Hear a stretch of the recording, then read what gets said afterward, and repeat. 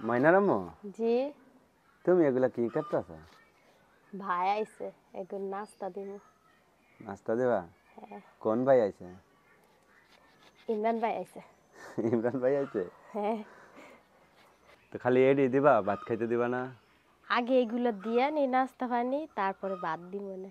কি রাঁধছো, কি খাইতে দিবা? রান্না তো করছিস কি নিরামিষ? হ্যাঁ কি করবো তুমি ডিম নিয়ে এসে দিয়ে ডিম ভাজা দেবো। নিরামিষ রান্না করছো? হ্যাঁ আচ্ছা আমি ডিম আইনা দেবো, তুমি ডিম রান্না করে দিও। হ্যাঁ আচ্ছা ঠিক আছে।